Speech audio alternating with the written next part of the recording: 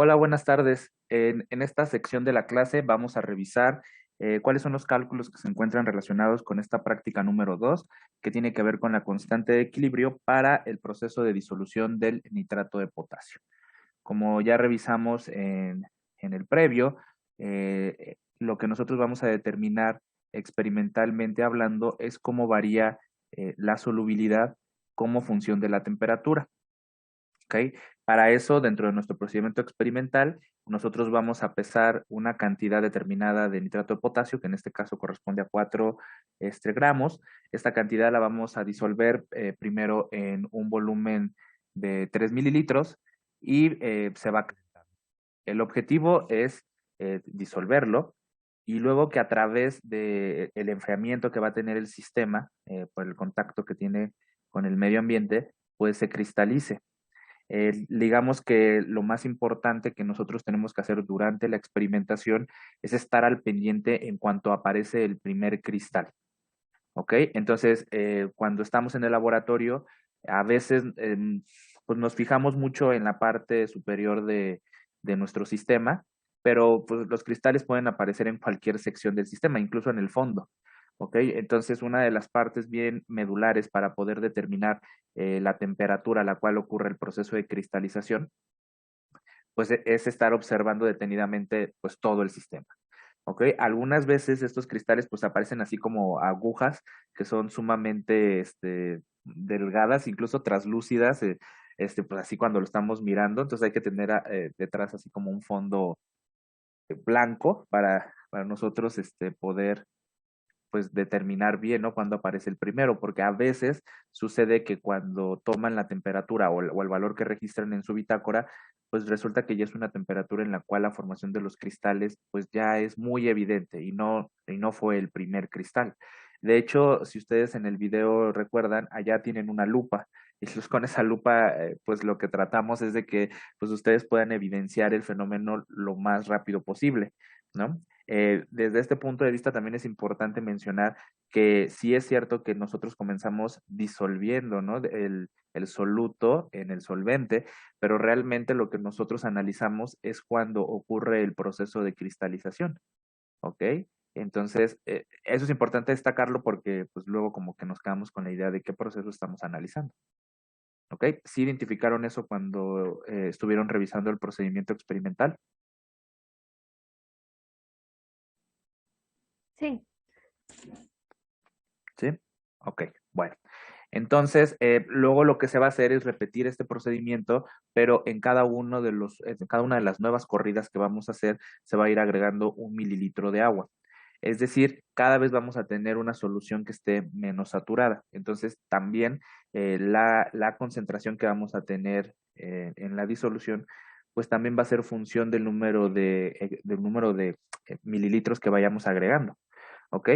Entonces, eso también hay que tenerlo en cuenta porque al final, cuando nosotros estamos analizando todo esto, pues la concentración del soluto no es algo que haya permanecido constante. ¿Ok? Lo que sí va a permanecer constante es la masa que nosotros pusimos. ¿Ok? En particular, según lo que nosotros, bueno, ahorita lo que dije, pues aproximadamente se van a medir 4 gramos. ¿Ok? Y la presión atmosférica, pues aquí va a ser la de la Ciudad de México. Bueno, vamos a poner 580 por poner el valor que más utilizamos para la Ciudad de México, pero bueno, normalmente el día que hacemos la medición también se verifica, ¿no? Cuál es la presión atmosférica con la que estamos trabajando en ese momento. Entonces, ¿cuánto sería estos 4 gramos en mol? Digamos, ¿cuánto sería lo que yo tendría que poner en esta primera columna? ¿Cuál es la masa molecular del nitrato de potasio y pues cuánto sería el valor, ¿no? En la primera celda de la tabla número 2, que es la de datos experimentales.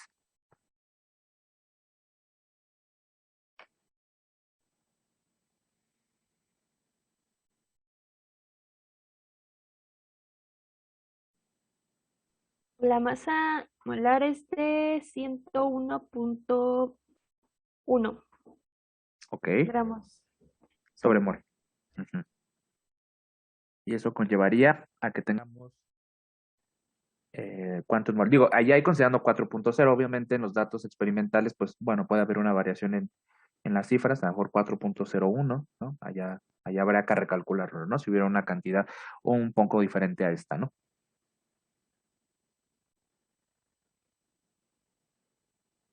0.039 mol. Ok. ¿El último número lo redondeaste o lo truncaste? Ah, lo trunqué. Me salió 0.0395.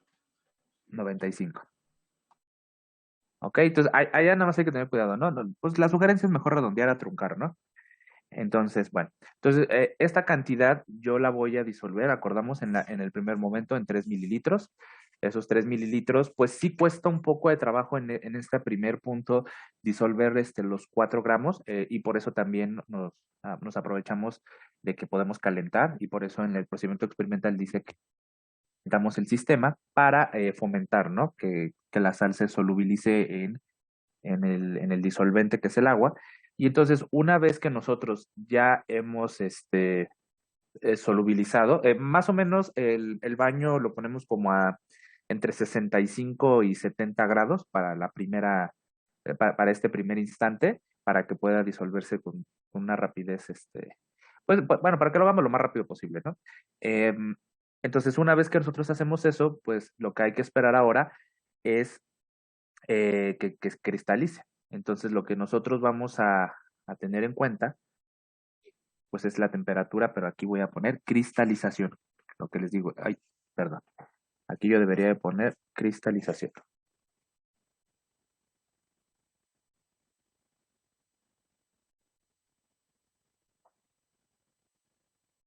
Temperatura de cristalización. Y lo mismo, esta temperatura que está acá, bueno, en Celsius obviamente pues la medimos en el laboratorio, tal cual así pues con los instrumentos de medición la medimos en Celsius, pero después hay que ponerla acá en Kelvin. ¿Ok? Entonces, esta temperatura de cristalización yo la voy a anotar en el momento en el que aparezca el primer cristal. ¿Ok? Pero obviamente les digo, esto va a comenzar, tenemos que tomar fuera pues nuestro sistema del baño para que entonces comience a enfriarse y entonces pues comience este proceso de cristalización y entonces pues reporto el valor de la temperatura en Celsius y luego ya lo transformo en Kelvin. Ahora, aquí en la primera corrida, pues el volumen total de la solución, pues corresponde pues a los tres mismos mililitros, ¿no? Allí no hay ningún problema, aunque también aquí es bien importante, pues que digamos, el soluto también ocupa un volumen. Entonces, el volumen total de la solución no es solo 3 mililitros, sino es 3 mililitros más el volumen pues, que también aporta el soluto. Entonces, este volumen, pues, por ejemplo, 4 mililitros, ¿no? Pero sí entienden a qué se refiere volumen total, o sea, y que no solamente es la aportación del solvente,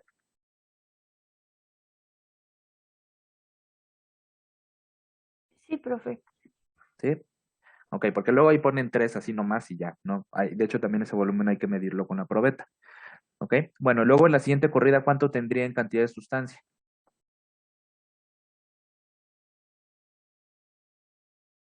¿Cuánto escribo aquí?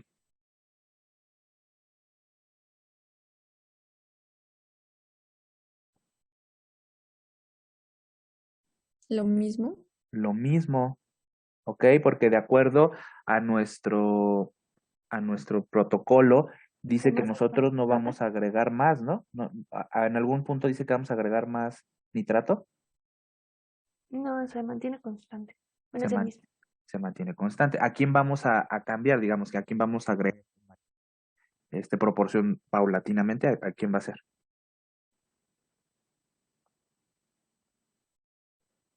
El agua. El agua. Entonces, ¿qué quiero decir? El mismo tubo de ensayo al cual yo le determiné la temperatura de cristalización para la primera corrida, ese mismito, ahora lo voy a llevar a la bureta y en la bureta ahora le voy a medir 1 mililitro más, le voy a agregar. ¿Ok? Entonces, a veces piensan de que son como que son experimentos independientes, pero no. Realmente en la tabla lo que hacemos son como corridas que son progresivas, o sea, consecutivas. Eso quiere decir que si en algún momento yo me equivoco, si tengo que repetir, tendría que comenzar desde arriba. ¿Están de acuerdo? Entonces, no es algo como que dice, bueno, pues solo el punto 3 lo repito. No, porque si el punto 3 lo voy a repetir, pues tengo que comenzar desde arriba. ¿Sí me explico en eso?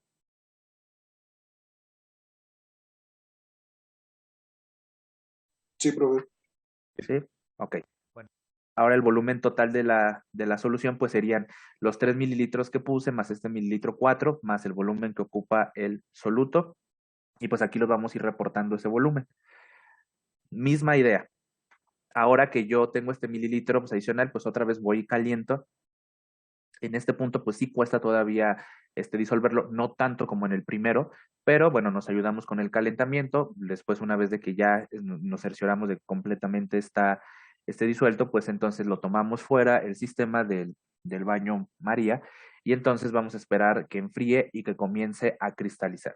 Cuando ocurra que el primer cristal aparezca, entonces reportamos nuestra temperatura de cristalización y después lo transformamos a la escala Kelvin. Qué importante, como siempre, ¿no? Que reportemos la temperatura en escalas absolutas para los cálculos finales, ¿no? De los potenciales. Ahora, ¿ustedes qué creen? ¿Esta temperatura de cristalización en este segundo punto debería ser mayor o menor que la anterior? ¿Qué creen? Si comparamos estos dos puntos.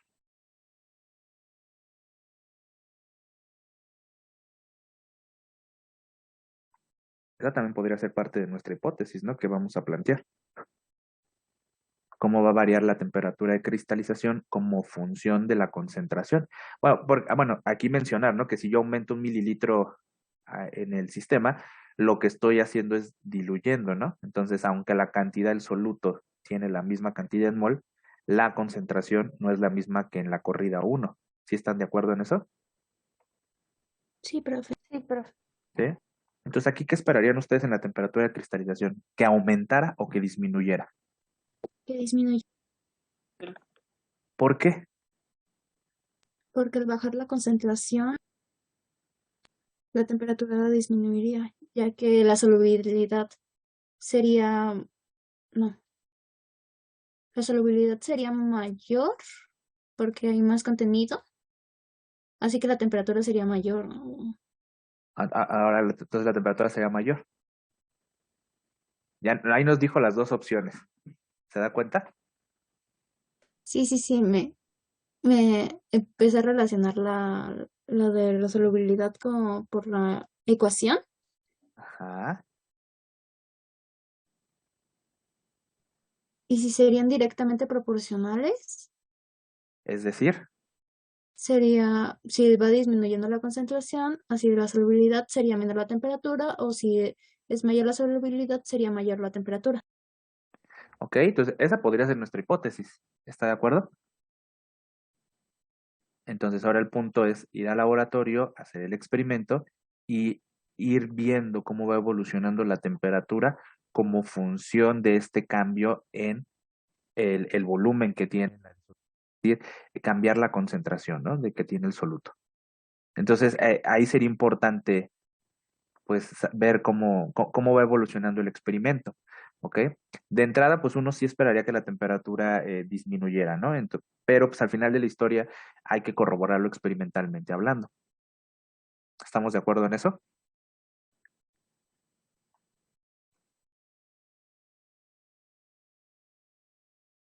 Sí, claro. Sí, ok. Bueno, entonces esta, digamos, parte, pues se va a volver repetitiva y es donde ustedes en el diagrama de flujo que presentan digamos, en cualquier protocolo, es donde ustedes pueden, pues, colocar, ¿no? De que es necesario como repetir los pasos anteriores, es decir, en este caso, esta misma cantidad de soluto, ahora le vamos a agregar un mililitro más a nuestra disolución, lo que va a hacer que nuestro volumen total crezca con respecto a los anteriores y eso va a tener un impacto en nuestra temperatura que vamos a medir para la aparición del primer cristal, ahora ya en este punto. Y bueno, lo de la temperatura en Kelvin, bueno, es muy sencillo eso, ¿no? Esto lo vamos a repetir según lo como tenemos aquí en el protocolo, 6 veces, es decir, en cada una de estas veces vamos a ir agregando un mililitro de manera progresiva hasta tener, digamos, ¿cuántos serían? 3, 6, 9 mililitros del disolvente más el volumen que ocupó el soluto. Entonces, en total, probablemente por allá tendríamos un volumen total de alrededor de 10 mililitros.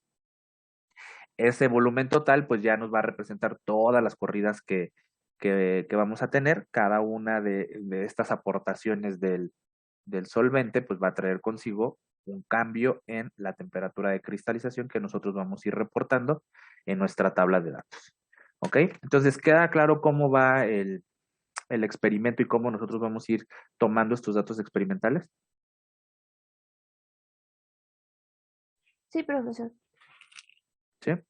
Ok, perfecto. Bueno, entonces, con esos datos, acá fíjense, también este protocolo también tiene el algoritmo de cálculo. Nos pide que expliquemos cómo se van a calcular pues, la constante de equilibrio, ¿ok? Y acá también nos pide que escribamos la relación de la constante de equilibrio con la energía de Gibbs, que de hecho en el previo ya se las piden, entonces ya la tenemos a la mano. Y también nos piden la relación de la energía de Gibbs con la entalpía y la entropía. Bueno, esto es importante porque digamos, esta información nos va a permitir calcular los datos que nos piden en la tabla número 3. ¿Ok? Entonces, en la tabla número 3, nosotros hay que calcular de entrada, bueno, la temperatura, este volumen total de la solución, este que está aquí, y la temperatura son columnas de la tabla número 2. Son exactamente las mismas columnas que están allá. Entonces hay que traerlas ahora a la número 3. Y bueno, ahí no hay problema, ¿no? Y ahora fíjense, nos piden el inverso de la temperatura. Hay una razón por la cual no la piden y ahorita que veamos la ecuación, bueno, seguro ustedes ya en el previo ya se dieron cuenta porque se requiere, ¿no? El inverso de la temperatura. Pero bueno, nos lo piden calcular. Hay que calcular el inverso de la temperatura, pero de la escala absoluta. No hay que colocar aquí en Celsius, ¿no? Eso no hay que hacerlo. ¿Vale? Bueno, hasta ahí vamos bien. Esta parte, digamos, es la sencilla, ¿no? Sí, profe. ¿Sí? Ok. Ahora vamos a calcular la solubilidad. La solubilidad, como se mencionó en el previo, puede ser calculada también en unidades de mol sobre litro. Para el caso que nosotros estamos analizando, la solubilidad va a ser igual a la concentración que nosotros vamos a tener de cada uno de los iones que se forman cuando esta sal entra en contacto con el solvente, ¿no? Aquí se forman dos especies. Ok. Todas las sales, digo, y esta es pregunta como general, todas las sales que, digamos, que se disuelven en un solvente, necesariamente forman, pues una especie positiva y una especie negativa, o hay alguna otra forma en la que un soluto puede disolverse. Por ejemplo, si comparan la sal de mesa con el azúcar, los dos se disocian.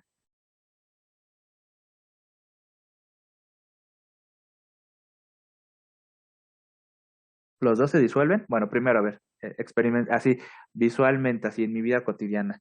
Si yo pongo agua y le pongo sal, ¿se disuelve? Sí.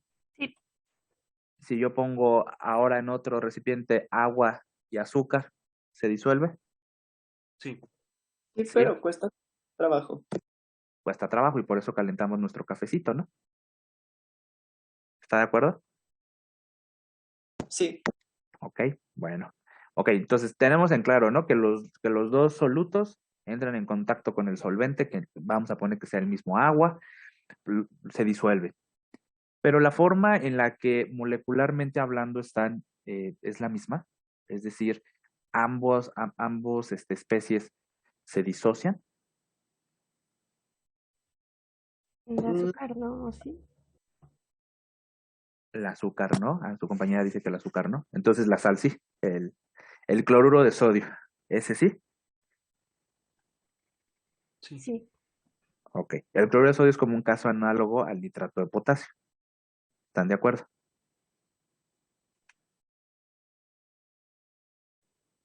sí, ¿Sí? Forman iones. Hasta ahí, ahí estamos de acuerdo, ¿no? ¿Y el azúcar o la glucosa? No, no se disocia. Pero entonces, ¿por qué se disuelve? ¿Qué le pasa?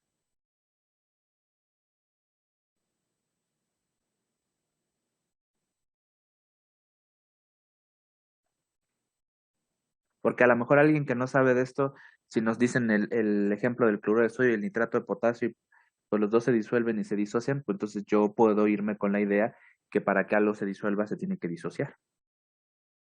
Eso entonces no es cierto.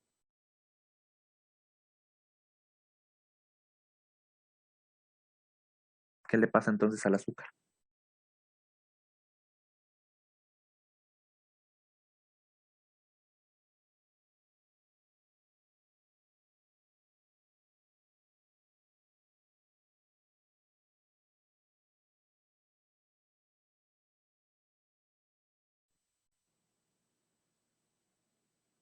C. Empieza con S. Ahora vamos a jugar ahorcado.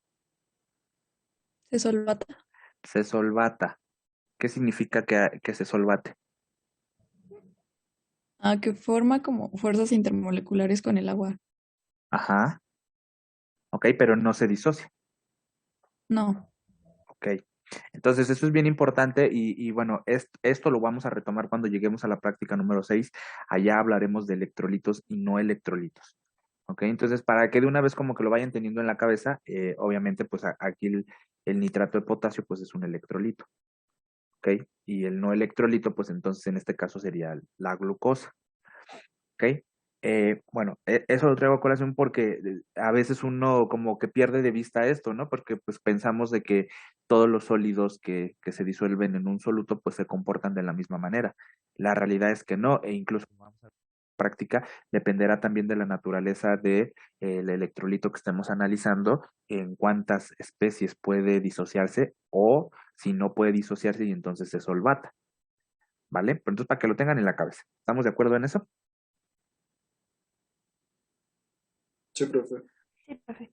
Perfecto. Bueno, ahora la solubilidad, pues entonces va a ser la concentración que nosotros tenemos, ¿no? ¿Cómo podemos calcular esta concentración? ¿Qué se necesita para calcular una concentración? La masa y el peso molecular.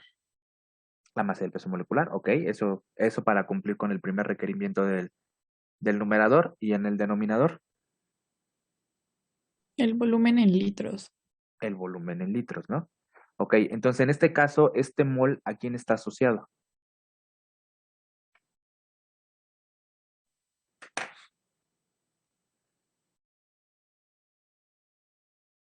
Ahí me voy para arriba. Yo de cuál de estos dos sé cuánta cantidad hay? Del nitrato de potasio, El ¿no? nitrato de potasio. Ajá, ¿y cómo es la estequiometría entre ellos? 1-1. 1 a 1, ¿no? Entonces quiere decir que yo a través de saber esta estequiometría y de saber lo que yo puse en mol, que es lo que reportamos en la tabla número 2, yo puedo conocer los mol que se están formando de cada uno de los iones. ¿Están de acuerdo? Que debe de corresponder a la relación 1 a 1. ¿Sí? Sí. ¿Ok? Aquí en los cálculos nos dan la nota que la solubilidad es igual a la concentración de cualquiera de las dos especies, porque como ahorita dijimos, pues su relación es 1 a 1, entonces da lo mismo si yo digo que es la concentración catión o del anión, o sea, realmente ahí da lo mismo. ¿Ok? Pero en este caso porque es 1 a 1, ¿no? Si fuera diferente, pues ya saben, ahí hay que considerar también la estequiometría. Ahora, esa cantidad en mol, ¿entre qué lo voy a dividir?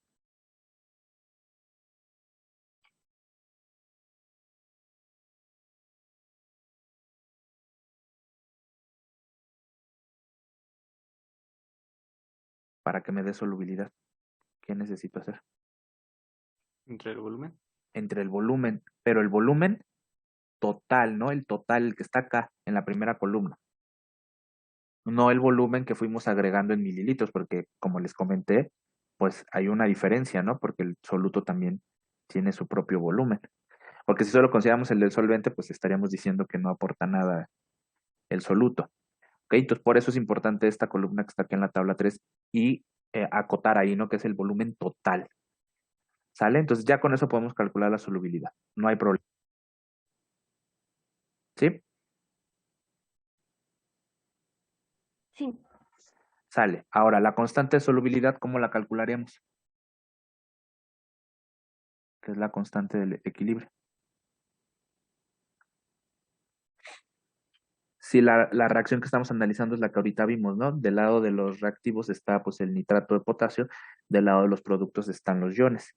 ¿Cómo calculan las constantes de equilibrio en general? Multiplicando la concentración de los iones.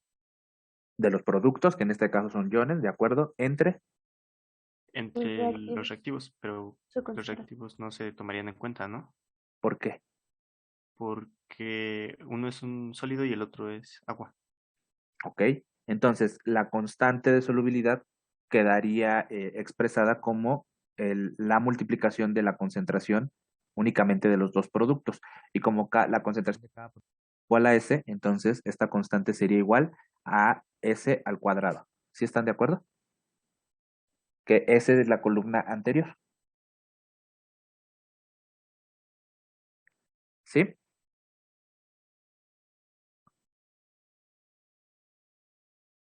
Sí, ¿Sí?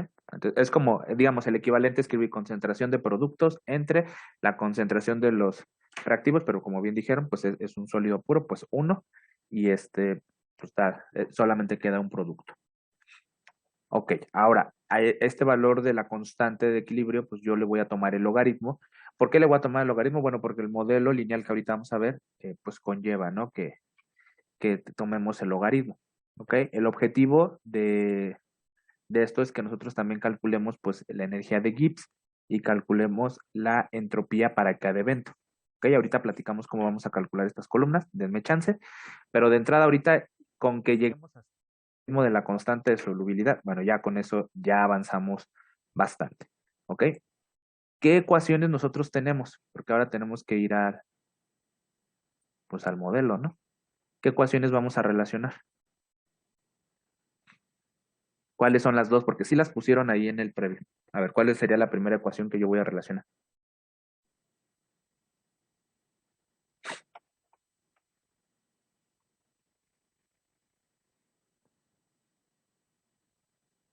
¿Cuál es la primera? Delta G, ¿a qué es igual? a menos RT logaritmo natural de la constante de solubilidad. ¿Ok? Esa sería la primera. Esa es la que aprendieron ahorita en equilibrio, ¿no? Delta G es igual a menos RT, logaritmo natural de la constante. En este caso, pues la constante sí tiene nombre, ¿no? Le voy a poner, ¿ok? Y la segunda ecuación es la que nos enseñaron en termo. Delta G, que es igual también.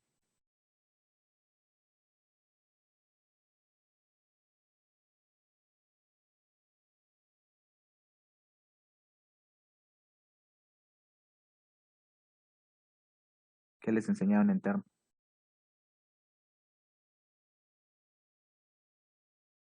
Nada. Bueno, ¿qué les enseñaron en la práctica número 1 de equilibrio? Es delta H menos la temperatura por delta S. Ajá, ok, ahí está. Ok, entonces si yo tengo delta G igualada de los dos lados, ¿alguien quería comentar algo? ¿No? Ok, puedo igualarlas, ¿no? Entonces yo puedo escribir, si eso es cierto, pues que delta H menos T delta S va a ser igual con el producto menos RT logaritmo natural de mi constante de solubilidad. ¿Ok? ¿Me permiten reacomodarla? Tomar voy a dividir, digamos, la parte izquierda entre el producto menos RT. ¿Me darían chance? Es decir, despejar al logaritmo de la constante de solubilidad. ¿Me dejarían? Sí. Sí, ok. Vale. Entonces, logaritmo de la constante de solubilidad, ¿a qué quedaría igual?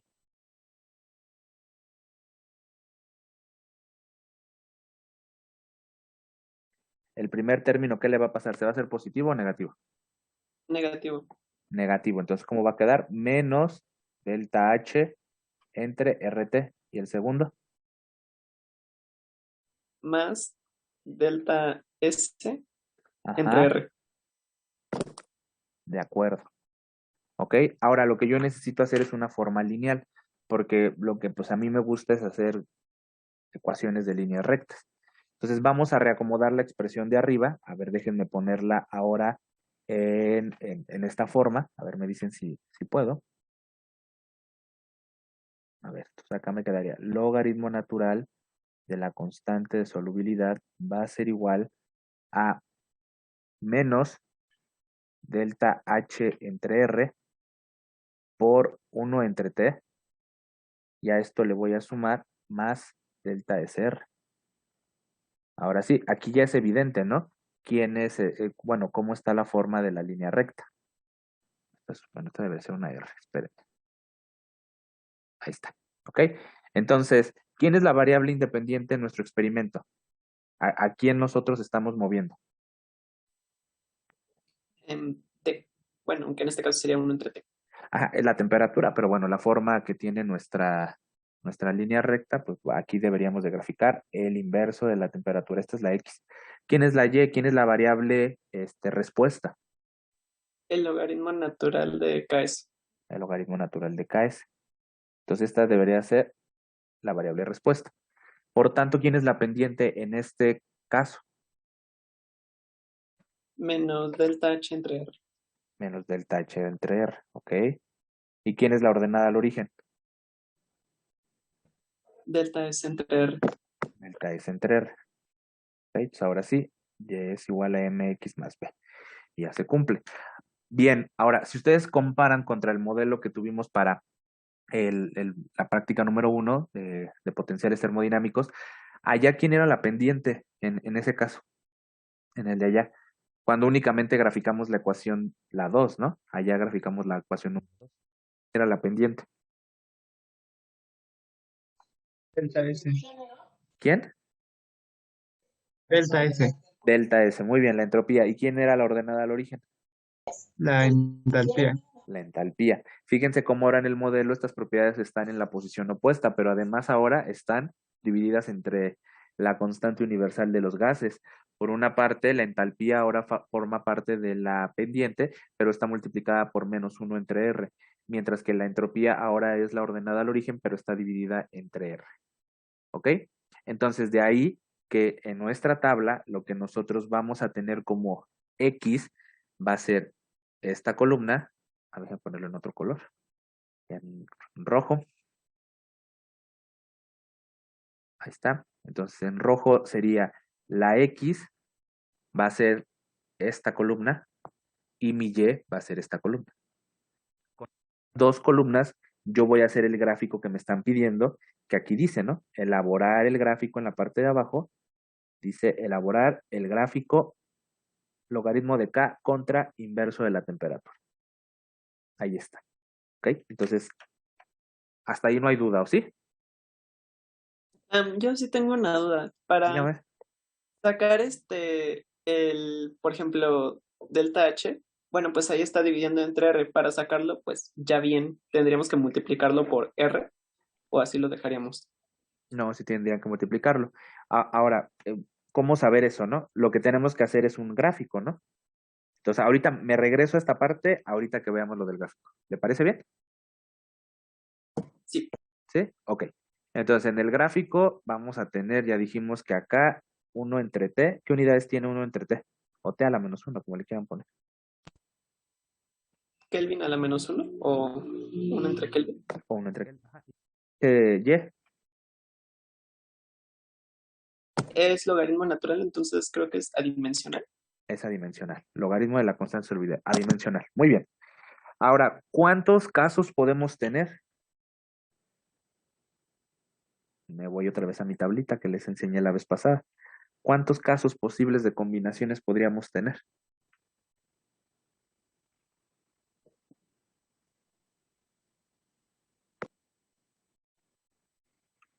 Pues 4, ¿no? 4. Ok, pero en este caso yo creo que ya podemos acotar a dos opciones. Con base en, bueno, nosotros vamos a analizar a Gibbs, ¿no? Entonces vamos a fijar en delta H y en la entropía, que sería esta y esta. Con base en lo que les pidieron en el previo, ustedes ya saben qué esperar en términos de la entalpía. ¿Qué característica tiene este proceso que estamos analizando? Este proceso físico. ¿Qué es endotérmico? Es endotérmico. Entonces, ¿cuál de los 4 casos de entrada podemos descartar? Los primeros dos. El primero. Los primeros 2, chao, ¿no? O sea, yo no estoy esperando que tengamos procesos en donde sean favorecidos entálpicamente hablando, porque pues no son exotérmicos, ¿no? No estoy esperando un proceso exotérmico. Entonces, de plano, bateo esas 2 opciones. Entonces, ¿cuál es el peor de los escenarios? El caso 4, ¿no?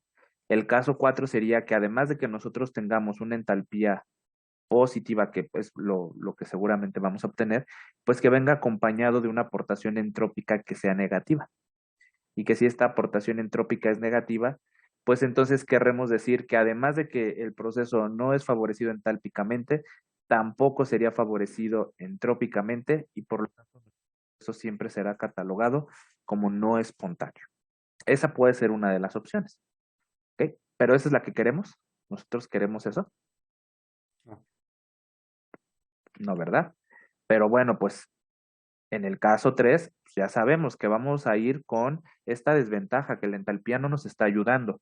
Pero entonces, ¿quiénes estamos esperando que venga y aporte, digamos, que favorezca al proceso? Pues la entropía, ¿no? Esperamos un proceso entálpicamente desfavorable, pero entrópicamente favorable. ¿Ok? Pero a pesar de que la entropía pudiese resultar positivo, aún así nosotros no estaríamos teniendo forzosamente un proceso espontáneo. El proceso espontáneo únicamente lo vamos a tener cuando el producto entrópico T delta S sea en magnitud mayor a el valor de la entalpía que es positivo. Si tenemos ese caso, entonces sí podemos estar hablando de que el proceso será catalogado como espontáneo y principalmente este caso en la práctica anterior se ve favorecido cuando la temperatura aumenta. Y esto de que la temperatura aumenta se ve reflejado acá. Si yo tengo esta temperatura que va aumentando su valor, el producto entrópico entonces aumentará su valor en conjunto y por tanto, al tener un signo positivo, la entropía multiplicado por el signo menos que tenemos acá, toda esta aportación se hará negativa y en magnitud podría llegar a ser el caso que sea más grande que la magnitud de la entalpía, dando como resultado que la entropía tenga un valor negativo, indicando que el proceso es espontáneo.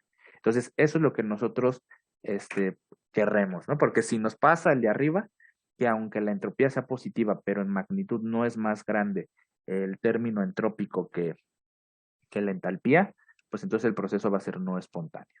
Y entonces, ¿de aquí les suena por qué en esta práctica estamos calentando? Sí, sería porque para que el proceso sea espontáneo. Ok, entonces estamos tratando, ¿no? Estamos tratando de que el proceso se vea favorecido. ¿Ok? Bueno, entonces esas son las dos posibles opciones que tenemos en términos pues de la entalpía queda claro pues que va a ser positivo. Entonces, la recta, ¿qué características va a tener? Entonces me voy al modelo. ¿Ok? ¿Dónde está la entalpía localizada en nuestro modelo? En la pendiente. En la pendiente. ¿Ok? Entonces, ¿qué pendiente nos va a dar un valor de entalpía positivo, que es lo que dijimos aquí en el caso 3 y 4? ¿Qué valor nos va a dar una entalpía positiva? Porque justo es lo que usted me pregunta, pero a eso voy y lo voy a como juntar, ¿no? Con esto. En la línea recta que voy a obtener yo va a ser de pendiente positiva o de pendiente negativa. ¿Qué opina? Negativa, Negativa, ¿por qué? porque si esperamos que el valor de la entalpía sea positivo, con el menos de la ecuación ya sería pendiente negativa. Ok, muy bien. Entonces lo que yo estoy esperando es una línea recta cuya pendiente resultase negativa. ¿Ok? Esta línea recta va a tener como ordenada al origen ¿a quién?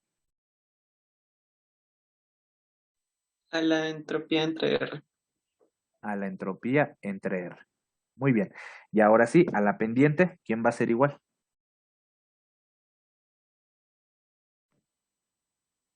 A menos la entalpía entre R. Ok. Entonces, ahora sí, fíjense, ya escribí la relación entre la pendiente y la entalpía. Entonces, ¿qué voy a hacer yo? Con los datos experimentales que a mí me den, pues yo voy a tener aquí pues todos mis puntos, porque para cada valor de temperatura yo voy a tener valor de la constante de solubilidad, que después recalculé en forma de logaritmo, y entonces yo voy a tener esta tendencia. ¿Ok? ¿Qué tengo que hacer? Tengo que hacer una regresión lineal. A partir de esa regresión lineal yo voy a obtener una ecuación numéricamente hablando en donde voy a tener el valor de la pendiente y donde voy a tener también el valor de la ordenada al origen. y donde, como también les comenté, vale mucho la pena que coloquemos siempre el valor de nuestro coeficiente de correlación R cuadrada, que lo que nosotros esperamos es que sea lo más próximo a 1, es decir, que tienda a 1, ¿no? Desde este punto de vista, ahora sí, ya con mi regresión lineal yo voy a tener un valor numérico asociado a la pendiente y ahora sí puedo contestar la pregunta que me hicieron. Cuando yo calculo delta H, ¿qué tengo que hacer con el valor numérico que obtenga de la línea recta? Dividirlo entre R. Multiplicarlo por R, ¿no? Ah, no, multiplicarlo. Sí, sí, sí. Ya, multiplicarlo, ¿no? Porque para yo calcular delta H tendría que multiplicar por R, que pasaría del otro lado. ¿Y qué más? Porque si solo me quedo con eso, yo estaría calculando el menos delta H. Y multiplicarlo por... No. Sí, por -1. Por -1, ¿no? O dicho de otra manera, por multiplicar por menos 1 entre R. ¿Están de acuerdo? Ya ven, estoy igual que usted. Multiplicarlo solo por menos R a la pendiente. ¿Estamos de acuerdo en eso? Sí. Entonces lo voy a escribir acá arriba. Delta H, entonces va a ser igual a menos la pendiente por la constante.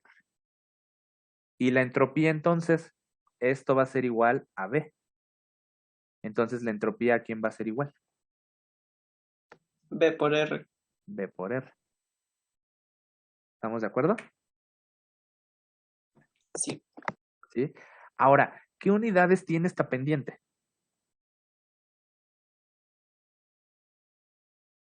Debería tener Kelvin para que sea dimensional y luego lo otro igual sea dimensional.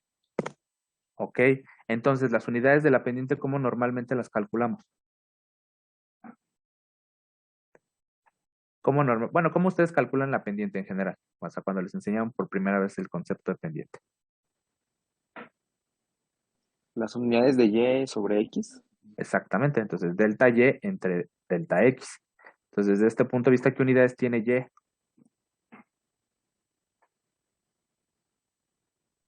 Esa Esa dimensión. dimensional. Esa dimensional. Ok. ¿Y X? Kelvin a la -1. Kelvin a la -1. Es decir, 1 entre Kelvin, ¿no? ¿Esto qué unidades da al final? Cuando hacemos extremos por extremos y medios por medios. Kelvin. Kelvin. Ok, entonces la pendiente debe tener unidades de Kelvin. Lo comento porque entonces cuando ustedes calculen acá arriba la delta H, pues tienen que considerar también las unidades de la pendiente. Ok, y ahora, la ordenada al origen, ¿qué unidades va a tener?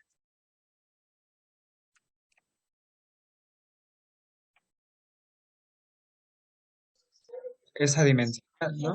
Esa dimensional. Entonces, delta S, ¿de quién va a tomar las unidades cuando la calculemos?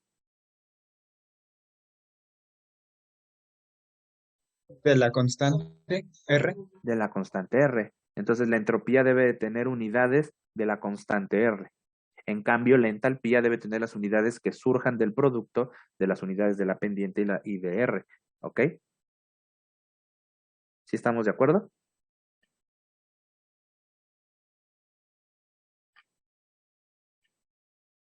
Sí. Sí. ¿Sí? Ok. Ahora, ya nada más para finalizar, ¿cómo yo puedo visualizar los dos casos que tengo aquí en esta gráfica? Porque pues yo una línea, ¿no? La pendiente va a ser la misma, entonces, ¿quién va a dictaminar que estemos en el caso 3 y en el caso 4? ¿Quién va a dictaminar eso?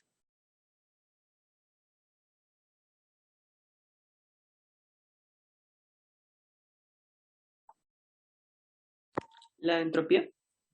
La entropía. Específicamente hablando, el cociente entropía entre R. ¿Estamos de acuerdo? Que sería este, ¿no? Ok, ¿en qué cuadrante yo me debería de localizar para que tenga el caso 3 y en qué cuadrante yo tendría que estar para que tenga el caso 4?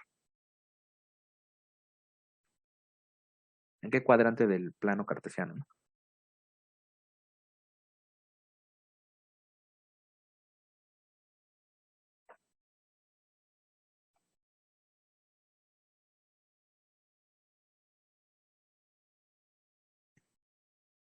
Para que yo tenga el caso 3 donde la entropía es positiva, ¿qué cuadrante me toca acá?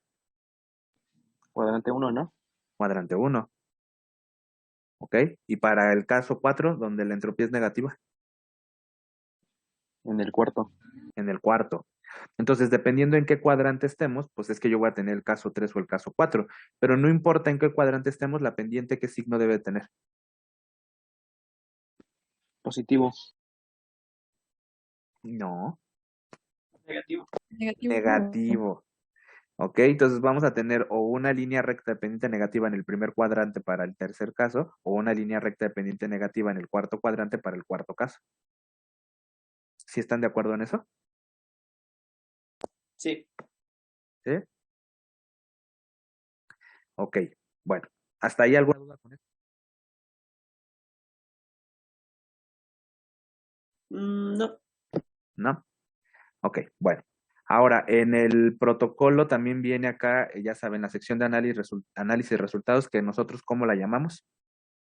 Que somos necios y tercos. ¿Cómo llamamos a esta sección?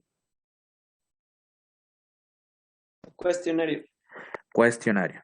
Ok, entonces la sección de análisis pues tiene que ser una sección independiente y que pues de preferencia debe tener la explicación de alguna de estas propiedades. Ah, me faltó platicar cómo calcularíamos delta G y delta S.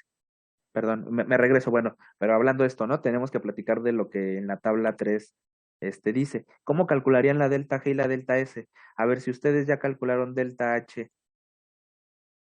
¿no? Por ejemplo, en la pendiente, pues delta H ya. Yo podría calcularla con la ecuación número 2, ¿están de acuerdo? Sí. Sí. Entonces, pues bueno, de aquí pueden despejar, bueno, pueden calcular delta G con la ecuación 1 y de la ecuación 2 pueden despejar a la entropía para cada evento. ¿Están de acuerdo que bueno, por ejemplo, para calcular delta G, que sería la primera columna que nos están pidiendo aquí, yo puedo ocupar esta ecuación? ¿Ok? Yo tengo el valor de la constante de solubilidad y tengo el valor de la temperatura para cada uno de los eventos. ¿Sí están de acuerdo? Sí. Y ahora con esa delta G, yo puedo despejar de acá la entropía, que sería mi segunda columna que me estarían pidiendo para cada evento. ¿Sí, más o menos? ¿Pero qué necesitarían para calcular la entropía? Poner a la entalpía que calculamos en el método gráfico. ¿Sí? ¿Más o menos? Sí, más o menos. Ok, bueno. Entonces, pues contestan su cuestionario, allá vienen algunas preguntas de las que hemos platicado ahorita, hacen su análisis de resultados, finalmente nos piden también que pongamos conclusiones, recordando que son enunciados concretos sobre lo que obtuvimos y bueno, como acordamos también en el informe pasado, la sección de manejos de residuos, como ya la incluimos en la parte del previo de la práctica, bueno, en el informe no hay necesidad de que lo volvamos a poner. ¿Ok? ¿Estamos de acuerdo en eso? Sí. ¿Sí? ¿Alguna duda? ¿Algo que quieran que me regrese? ¿O aquí podemos finalizar la sesión? ¿Cómo ven?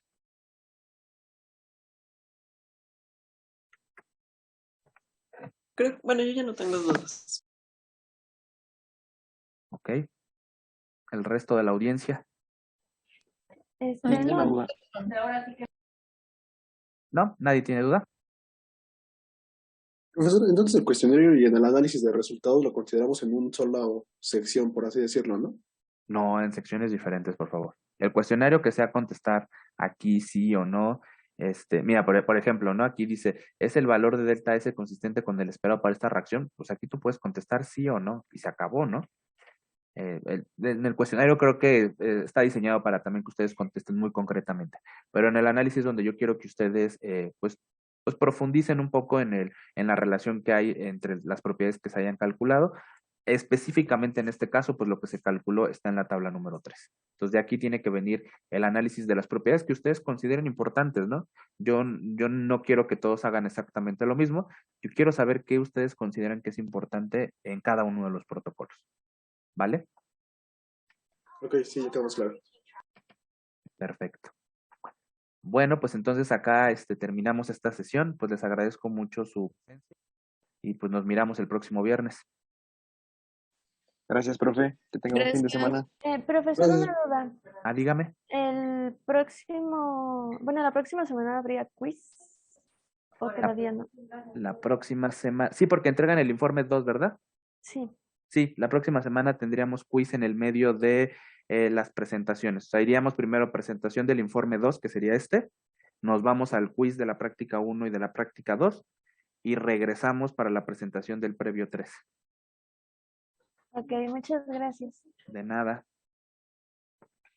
Bueno, pues cuídense, que pasen buen fin de semana. Gracias. Gracias, igualmente. profe, igual. Nos vemos. Luego. Nos vemos, profesor. Bye, bye. Pon en práctica lo aprendido en esta clase. Nos vemos en la próxima.